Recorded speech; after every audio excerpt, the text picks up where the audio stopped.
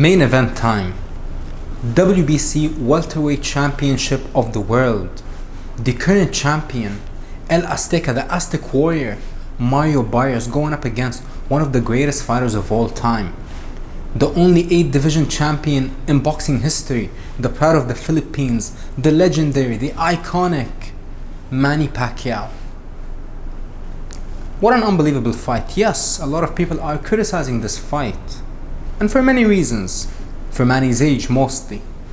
But one thing is for certain, there's absolutely no way that this fight ends up being boring. Let's talk about the champion first. Fight breakdown. Mario Barrios. He is the young hungry lion in this fight, the champion.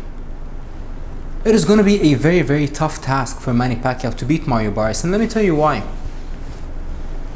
When you look at Mario Barrios, when it comes to basics, when it comes to fundamentals, he is one of the most well-schooled welterweights on the planet. Now, if you look back at his fights a couple of years ago when he was wagering at the 140-pound division, I remember one of his first tough fights was against Akhmedov, where he took a lot of punishment, so much so that he had a severe concussion and went to the hospital and had a panic attack at the hospital. That is how concussed and battered Mario Barrios was.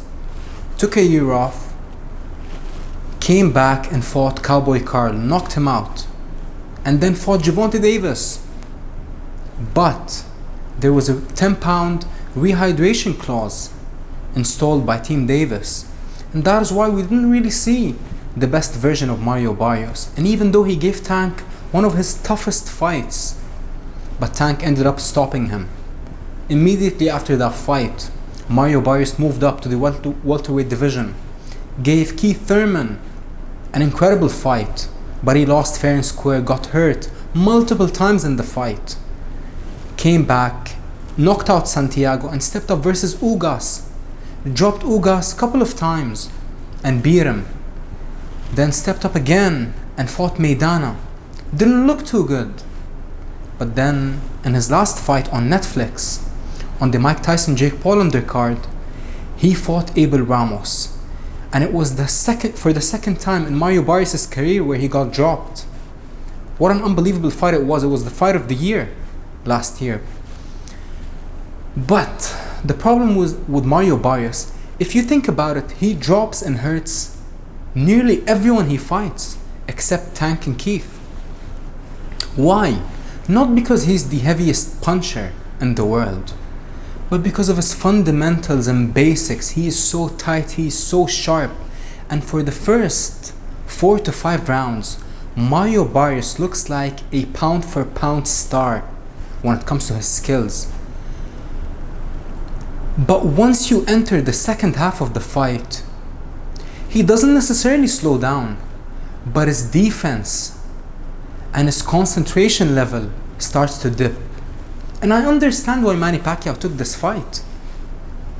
Manny Pacquiao's greatest gift and biggest weapon is his unbelievable offense, and Mario Barrios' biggest weakness is his defense. So it makes all the sense in the world why Manny Pacquiao chose this fight. But I gotta be honest here, Mario Barrios is my favorite active boxer right now. I love everything about Mario Barrios and everything, most importantly, what he stands for outside the ring. The man is the only active world champion in the sport who's standing with the people of Palestine. How can you not love Mario Barrios? And I believe he potentially has the opportunity to become an absolute superstar if he manages to beat the great Manny Pacquiao. Now, Mario Barrios, how does he beat Manny Pacquiao? Mario Barrios is an incredibly fast starter, but guess who's also a fast starter? Manny Pacquiao. And that is why there's absolutely no chance for this fight to be boring. Now, Mario Barrios can fight Manny Pacquiao in mid-range and on the outside, and he can even mix it up close. But let's talk about Manny Pacquiao, the legend, the icon. if Manny Pacquiao wants to win this fight, he cannot afford to be in the mid-range against Mario Barrios. He's going to have to be either all the way in or all the way out. And Manny is a southpaw. And the last time that that Mario Barrios fought a southpaw, it was against Gervonta Davis, and he took a lot of punishment. And the time where he fought a southpaw before Tank Davis, it was Akhmedov, where he took the most punishment in his career. So Mario Barrios doesn't really do well versus southpaws, even though he can beat them on any given night. But southpaws seem to give Mario Barrios trouble simply because there aren't many of them. Now let's get back to the legend Manny Pacquiao. This is the biggest problem. The age. Manny Pacquiao is nearly 50 years old. The man is 46 years old. Nearly been off for half a decade.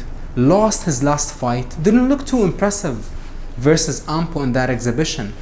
And Mario Barrios is levels above Ampo, and he is better than Ugas, and he proved to be better than Ugas when he fought him. But Manny Pacquiao, how can he win this fight? He's going to need to have an incredible start. He's going to need to gain the respect of Mario Barrios and show him that I'm not just an old man that's coming here for a payday. I'm coming here to take your lights out. And Manny Pacquiao, his first step, the moment that he blitzes, is when he becomes exceptionally dangerous. Manny Pacquiao doesn't have the most strength or the most power, but his speed is unbelievable, and speed kills in boxing. But the first thing that goes as you age in boxing is speed. And Manny Pacquiao 5 years ago didn't look too fast versus Ugas.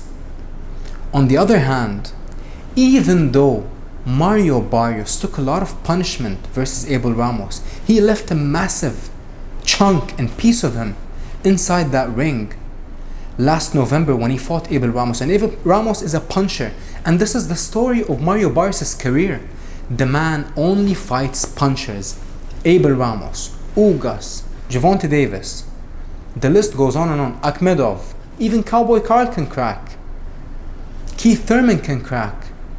So much respect to the team of Mario Barrios, because they provided him with exceptional opportunities throughout his career. But they always seem to give him punchers. Yes, he's getting a lot of good opportunities, but he's also taking incredible levels of punishment in his career.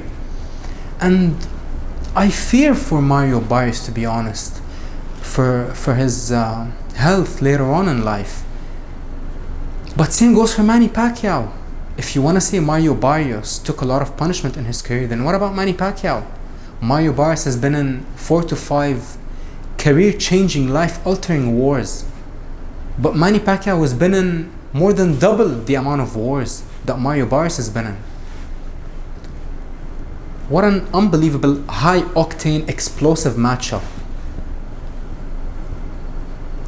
Everyone loves a storybook ending, even though Mario Barrios is my favorite fighter, and I'm going to be rooting for him to win. But it's very, very hard not to be happy for Manny Pacquiao if he pulls this off. But this is the problem. This is boxing. This is not a movie. And I believe, this is my prediction, Mario Barrios is going to beat Manny Pacquiao, and he's going to beat him in style. It is going to be an incredible fight, maybe for the first half.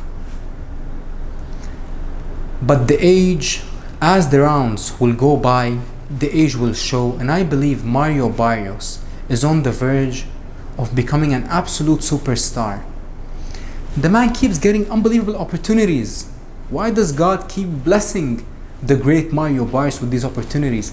Because he is an exceptional human being. The things that he stands for inside and outside the ring, all you can do is give him all the respect in the world. And even Manny Pacquiao, he is the perfect example of